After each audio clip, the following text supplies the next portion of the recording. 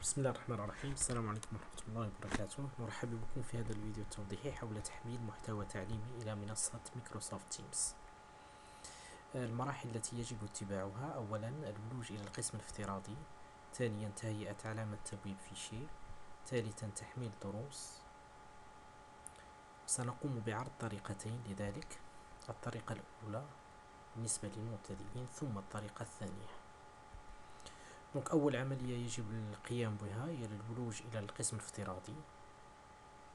يجب الضغط على القسم الذي نود أن نقوم بتحميل محتوى رقمي. بعد الضغط على القسم الافتراضي يجب الذهاب إلى علامة تبويب فيشي.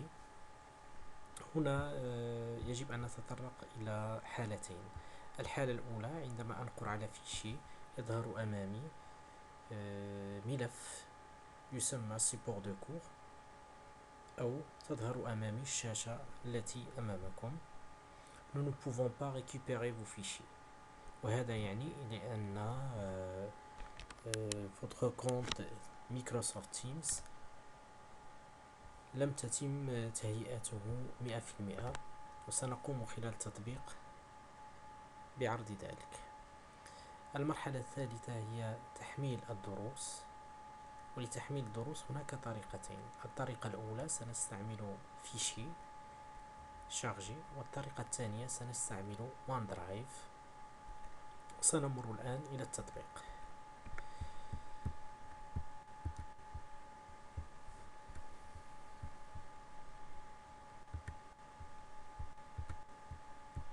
مثلا هنا لقد قمت بالضغط على القسم الافتراضي المخصص لمادة الإعلاميات.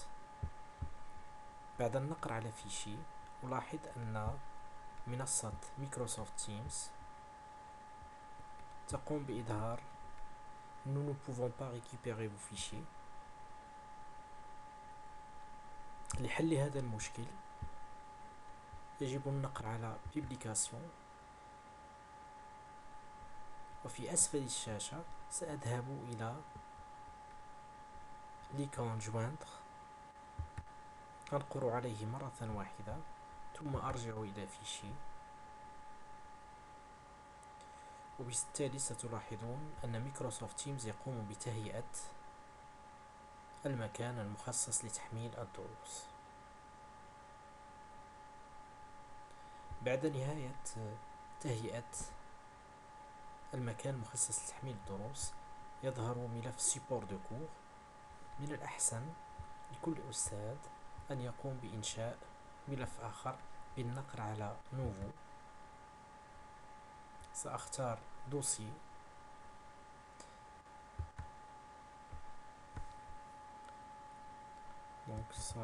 سأسميه على سبيل المثال cours informatique. créer.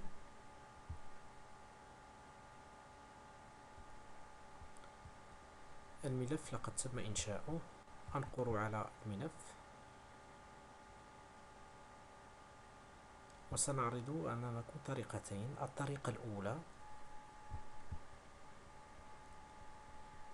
الملف الذي سأحمل إليه المحتوى الرقمي هو الملف الذي قمت بإنشائه cours informatique. أنا دائما je suis sur l'onglet fichier، أنقر على charger، وهنا إمكانيتان: يمكن أن أقوم بتحميل فيشي أو دوسي. Alors je clique sur fichier. سأخذ مثال. المحتوى الرقمي قد يكون فورما وورد، إكسل، باوربوينت، PDF، قد يكون فيديو، قد يكون بأي شكل. هنا المايكروسوفت تيمز كما تلاحظون يقوم بعملية تحميل الملف، وعند تحميله يقول لي بأنه تمت العملية بنجاح. والآن يمكنني النقر على الملف وسيفتح بمايكروسوفت وورد أونلاين، أو ما يصطلح عليه مايكروسوفت 365. دونك هذه الطريقة الأولى لتحميل الملف. الطريقة الثانية سوف نستعمل وان درايف.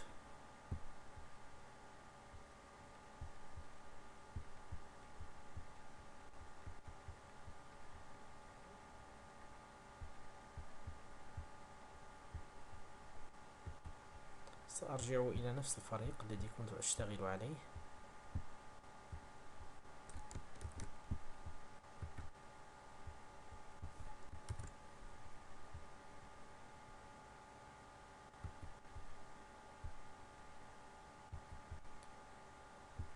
قمنا بعرض الطريقة الأولى من خلال فيشي شارجي. الآن سننطلق إلى الطريقة الثانية التي تعتمد وان درايف. وان درايف هو خدمة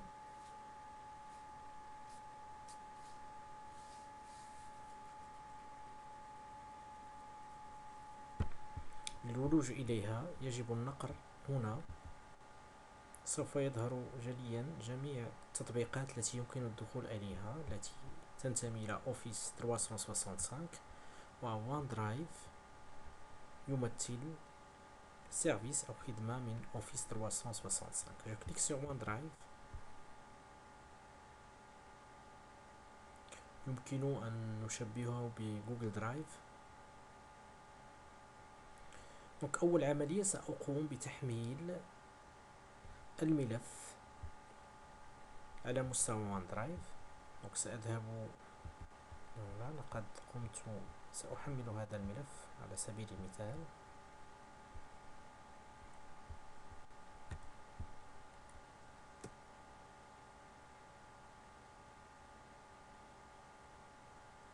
دونك وان درايف يقوم ب دونك الملف الآن يوجد على مستوى وان درايف. يمكن الآن أن أرجع إلى القسم الافتراضي لمادة الإعلاميات.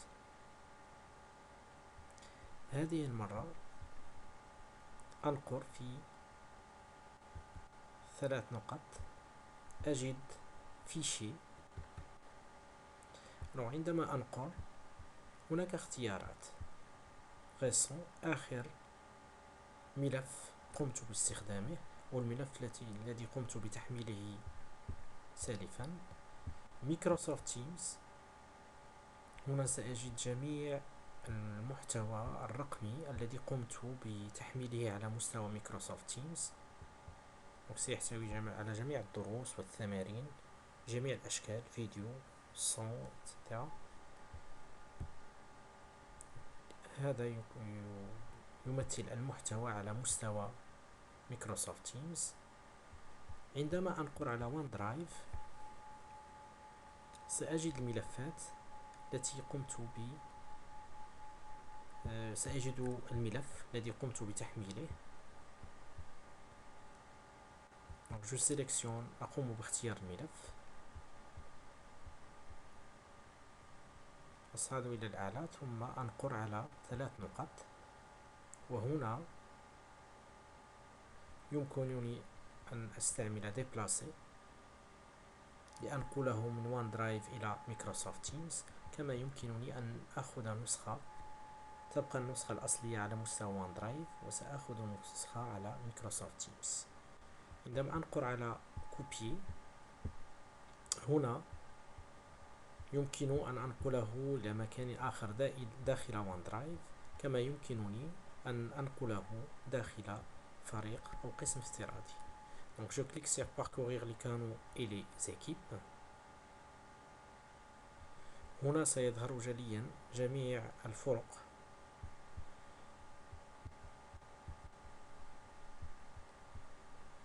أنا عندي 2 أبيك.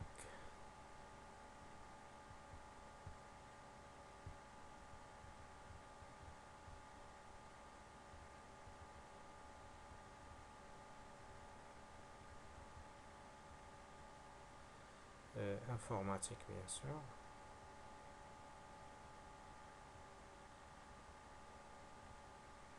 Donc 2 Applic 2 informatique.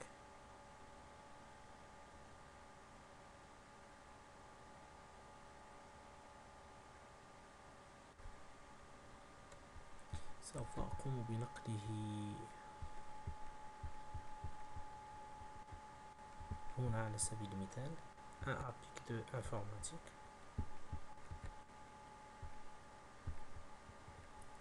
Copier. Alors سأذهب إلى الفرق.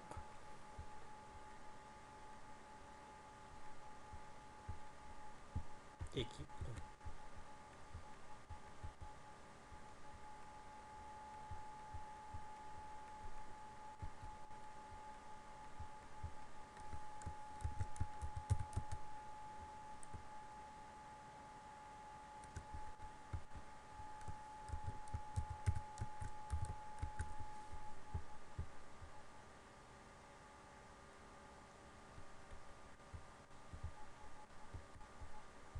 تلاحظون donc un message, un fichier a été copié.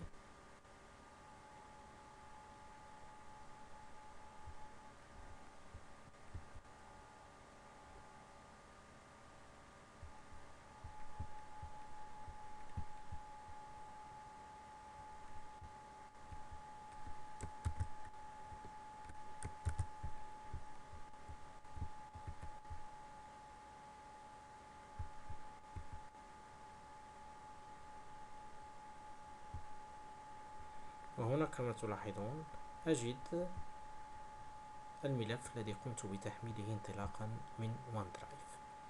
دونك لتحميل ملف نحو منصة مايكروسوفت تيمز هناك طريقتين. الطريقة الأولى أنقر على فيشي